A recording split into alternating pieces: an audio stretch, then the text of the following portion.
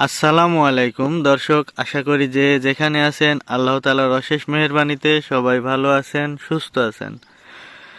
দর্শক, এটা আমাদের মিশ্র মাছ চাষের একটি পুকুর। এই পুকুরে আমরা বাংলা মাছের সাথে মিশ্রভাবে পাবদা মাছ চাষ করি এবং এই পুকুরে আমরা বাংলা এবং পাবদা দুটোই ঘনত্বে চাষ করি।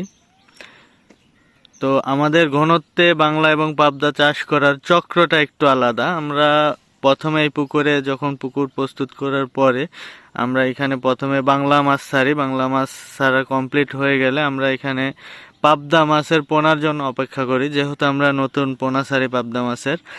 তো পাবদা মাছের পোনার জন্য অপেক্ষা করি। আমরা সব সময় চেষ্টা করি 1000-1200 এই লাইনের পাবদা মাছের পোনা ছাড়ার জন্য। তো এই লাইনের পোনা আসার জন্য যতদিন সময় লাগে আমরা অপেক্ষা করি। আসার পরে আমরা এখানে পাবদা মাছের পোনাও দিয়ে দিই।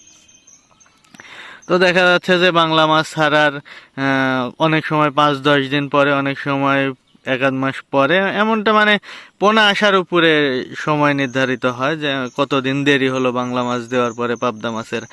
আর বাংলা মাছ ছাড়ার পরেও যে আমরা বাংলা মাছ সবগুলো একসাথে ছাড়তে পারি তা না, ধাপে ধাপে বাংলা মাছও ধাপে ধাপে ছাড়া হয়।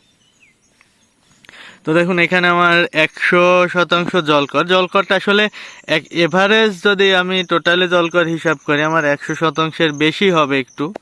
তো আমরা যখন পানির গভীরতা হিসাব করি তখন যায়, মানে গভীরতার দিকে যায়, আবার এইদিকে জলকর কমায় নিয়ে আসি 100% বলা হয়। কিন্তু এমনিতেই টোটাল এখন টোটালে যতটুকু জায়গা দিয়ে পানি আছে এটা আসলে 100%-এর বেশি হবে। তো যদি আমরা 10 ফিট গভীরতা ধরি টোটালে, তখন 100%-এর আসলে কমই হয়ে যাবে। তো 100% ধরা হয়। এখানে আমরা বাংলা মাছ ছাড়ি, মানে রুই মাছ ছাড়া হয় 1650-1600, মানে একবার এক এক রকম। দেখা যাচ্ছে সামনে আমরা আবার কমও ছাড়তে পারি, রেজাল্টের উপর ডিপেন্ড করে যে কেমন ছাড়লাম। তো এবার আমরা এখানে 1650 রুই মাছ ছাড়ছি। অন্যান্য মাছের হিসাব আমার আর আগে দেওয়া আছে, মানে যে আর এখানে আমরা 500 পিস সিলভার মাছ ছাড়ছিলাম আর 1,90,000 পাবদা মাছ ছাড়ছি পোনা। পাবদা মাছ ছাড়ার পরে অনেকগুলা মারা গেছে। তো অন্যান্য মাছ আরও কি কি ছাড়ছে এই নিয়ে আমি অনেকগুলা ভিডিওতে দিছি, আর বললাম না, কারণ আমরা এখান থেকে শুধু রুই মাছ এবং সিলভার মাছ বিক্রি করছি। অন্যান্য মাছ রয়ে গেছে, অনেক মাছ নষ্ট হয়েছে যেহেতু আমরা মিরকি ছোট ছিলাম। আমাদের যেহেতু পাবদা মাছ আছে ছোট, পাশে জাল নামাইতে পারি না আমাদের। মাছ ধরার জন্য যে জাল নামানো হয় সেটার পাশ বড় বড়, সেইখানে মিরকির পোনা এবং রুই মাছ মানে মিনার মাছের যে আমরা ছোট পোনাগুলি ছাড়ছিলাম এগুলা পাশে বেঁধে গিয়ে অনেক নষ্ট হয়ে গেছে, এটাও আগের ভিডিওতে বলছি। তো আমরা এখানে 1650 রুইয়ের পোনা ছাড়ছিলাম এবং 500 পিস সিলভার মাছের পোনা ছাড়ছি, আর 1,90,000 পাবদা মাছ ছাড়ছি আমরা। পাবদা মাছ এখানে টোটাল সময় থেকে যাবে যখন ছাড়লাম, ছাড়াতে পুকুর ক্লিয়ার করার আগ পর্যন্ত মানে পাবদা মাছ থাকবে। পাবদা মাছ আমরা যখন ধরতে শুরু করব পাবদা মাছ, তখন আমরা একবারে পুকুর ক্লিয়ার করে মাছ ধরবো।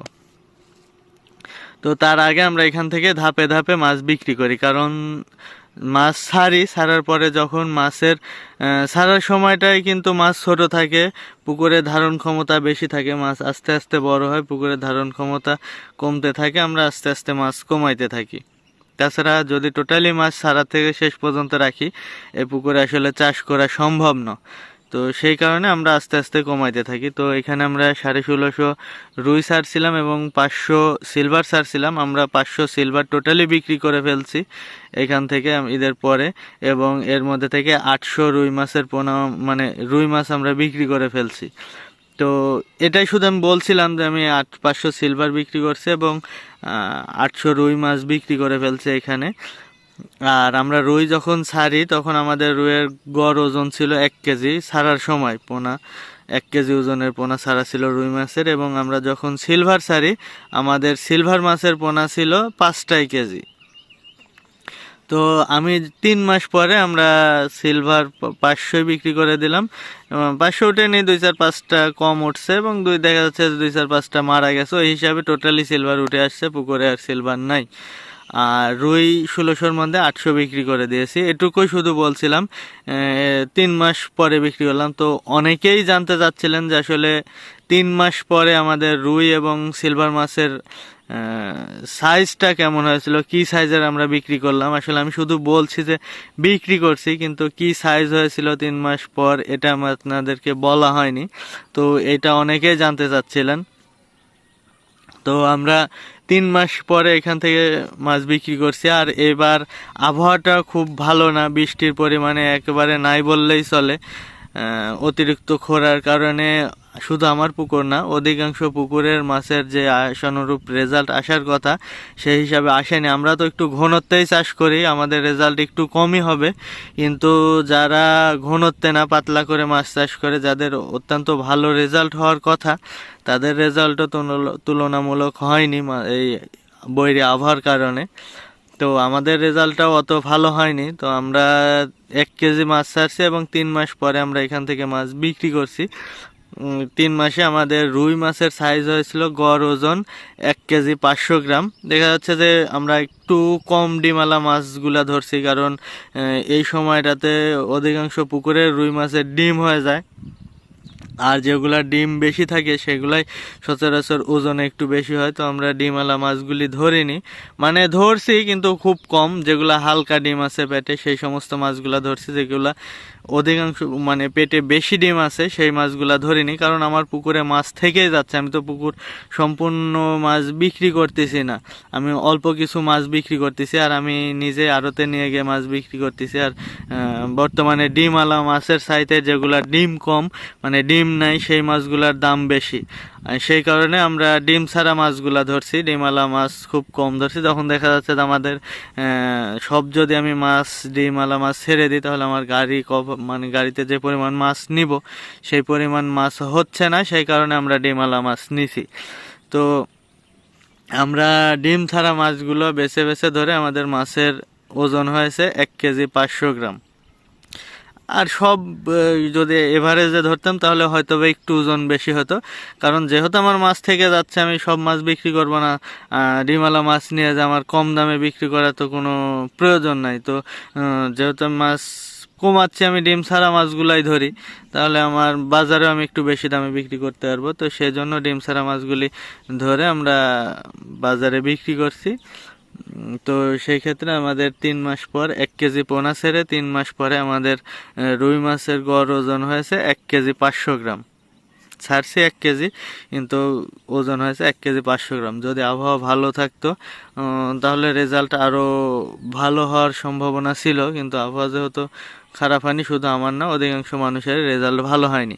আর হ্যাঁ, এদিকে সিলভার মাছ, আমরা সিলভার মাছ ছাড়ছিলাম 5টাই কেজি।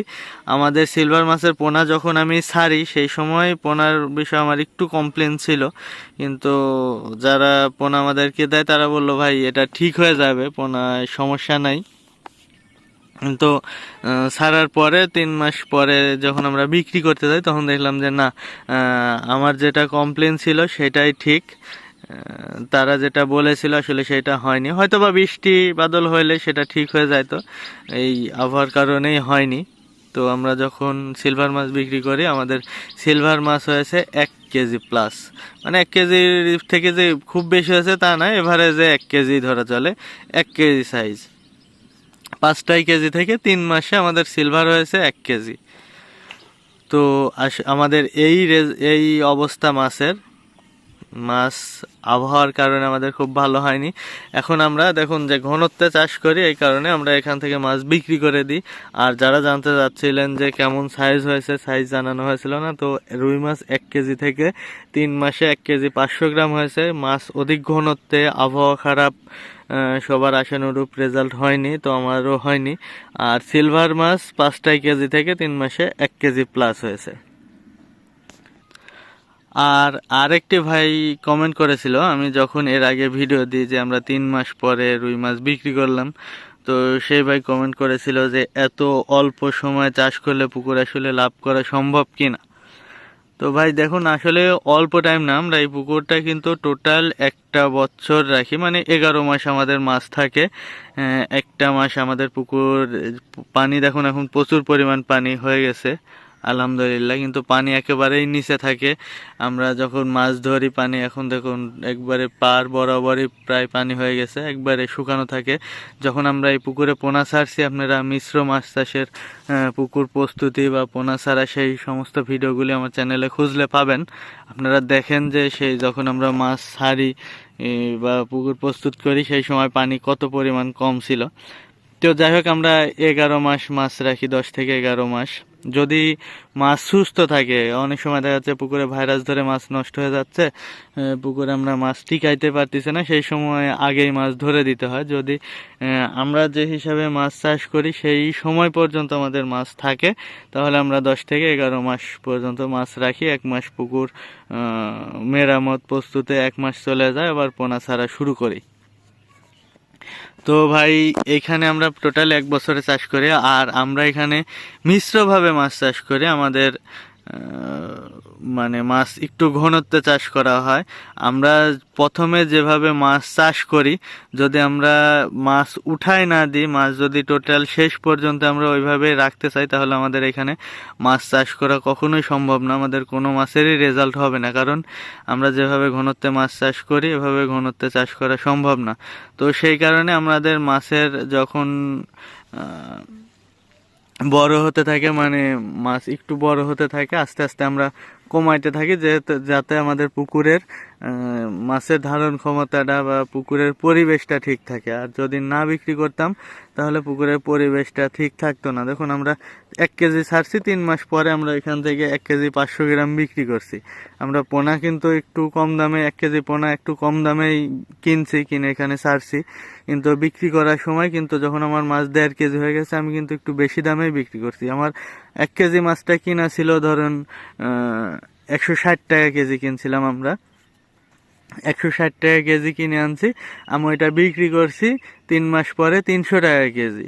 তাহলে কেজিতে 40 টাকা লাভ। আর এই 3 মাসে আমার আরও বড় হয়েছে, 3 মাস রাখার পরে 1 কেজি 500 গ্রাম হয়েছে। মাছটার 500 গ্রামের দামও আছে বেশি। আর এর মধ্যে খাবার খরচ তো আমার টোটাল মাছের উপরেই হচ্ছে, যে শুধু ওই কটা আমি যে পরিমাণ খরচ করছি, আমার যে টোটাল খরচ ওই কটা মাছের উপর হচ্ছে তা না। আমি এই কটা মাছ বিক্রি করে দিলাম, কিন্তু আমার খরচটা যে হয়েছে এটা টোটাল মাছের পুরে হচ্ছে, কিন্তু আমার ওইখান থেকে যে টাকাটা আমি বিক্রি করছি সেটা আমার অ্যামাউন্টে যোগ হচ্ছে, যে আমি এত টাকায় পুকুর থেকে রিকভারি নিয়ে আসলাম, ওইটা দিয়ে আমি আবার খাওয়াচ্ছি। কিন্তু এই এক মুড়ের থেকে যে আমি খরচ শুরু করছি, আমার টোটাল খরচ ওভাবেই শুরু হচ্ছে। আর আমি মাঝখান থেকে আস্তে আস্তে যে টাকার মাছ বিক্রি করতেছি ওইটা আমি আলাদা হিসাবে লিখে রাখতেছি, যে এই এত তারিখে আমরা এত টাকার মাছ বিক্রি করছি। এটা মাছ বিক্রির খরচ আলাদা হয়ে থাকতেছে, মানে বিক্রির টাকাটা আলাদা হয়ে থাকতেছে এবং খরচের টাকাটা আলাদা হয়ে থাকতেছে। ওই টাকা মানে যে টাকার মাছ বিক্রি করছি ওই টাকাও আমরা খরচের মধ্যে আবার খরচ করে দিচ্ছি পুকুরে, কিন্তু ওইটা থেকে আমরা তো বিক্রি করছি, ওইটা তো আমার মানে পুকুর থেকে আসছে। তো শেষ পর্যন্ত যায় আমরা টোটালে এই যে মাছ, এরপরে আবার দেখা যাচ্ছে যে 2-3 মাস পরে আমাদের যদি সব কিছু ঠিক থাকে, তাহলে আমরা আবার এখান থেকে মাছ বিক্রি করব। তো এই যে শুরুর থেকে যে খরচটা, টোটাল খরচ একবারে মাছ পুকুর ক্লিয়ার পর্যন্ত যত টাকা খরচ হবে তত টাকা খরচের মধ্যে লেখা থাকবে। এবং এই যে আমরা মাছ 3 মাস পর পর মাছ বিক্রি করতেছি, এইটা যে আমার মানে কত টাকার মাছ বিক্রি করলাম ওইটা আবার যায় টোটাল হিসাবের সাথে, শেষে যায় যে টাকার মাছ বিক্রি করব। আর এই 3 বারে যদি আমরা 6 লাখ 7 লাখ কি 8 লাখ টাকার মাছ বিক্রি করি 2 বারে, তাহলে 8 লাখ টাকা আবার ওইখানে শেষে যায় আমরা কত টাকার বিক্রি করলাম ওর সাথে 8 লাখ টাকা যোগ হবে। তো এইভাবে আসলে আমাদের টোটাল হিসাবটা হয়, যে আমরা এই 10-11 মাসে কত টাকার টোটাল খরচ করলাম এবং এই 10-11 মাসে আমরা টোটাল কত টাকার মাছ বিক্রি করলাম, এই হিসাবে আমার শেষে যায় আসলে অ্যামাউন্ট হিসাব হয়। আসলে ভাই এই কারণে আমাদের মাছটা একটু আগে বিক্রি করতে হয়, কারণ আমরা এই টাকা দিয়ে এই মাছকে খাওয়াচ্ছি, আবার এখানে একটু ঘনত্ব ছাড়তেছি, মাছ আস্তে আস্তে বড় হচ্ছে, আস্তে আস্তে মানে মাছ কমাই দিচ্ছি। তো ভাই আসলে লাভ লসের হিসাবটা টোটালি বছর শেষে যায় হয় আসলে এত। আর যদি আমি এইভাবে না বিক্রি করি তাহলেও চাষ করাও সম্ভব নয়, মানে এখানে মাছ এভাবে রাখাও সম্ভব না। আমার প্রতিদিন মাছ ভাসবে, মাছ খাবে না, পুকুরের পরিবেশ ঠিক থাকবে না, বহুত সমস্যা আছে এর মধ্যে। যেহেতু আমরা পাতলাও করতেছি, আমার অ্যামাউন্টও আসতেছে, এই টাকা দিয়ে আমি পুকুরে আবার ইনভেস্ট করতে পারতেছি। এই টাকাটা আমার পুকুরের টাকা পুকুরে ইনভেস্ট করতেছি, আমার মাছও হয়ে যাচ্ছে। তো আসলে চক্রটা একটু বুঝেন, মেমোরিতে নেন যে আমরা কিভাবে মানে মাছ ছাড়তেছি, কিভাবে উঠাচ্ছি, কিভাবে আবার খরচ করতেছি কিভাবে। আসলে এতটা আপনাকে মানে আমার পক্ষে বোঝানো সম্ভব হচ্ছে না। আসলে বিষয়টা হয়তো বা আপনারা বুঝতে পারছেন। তো আজ এই পর্যন্তই, সবাই ভালো থাকবেন, সুস্থ থাকবেন।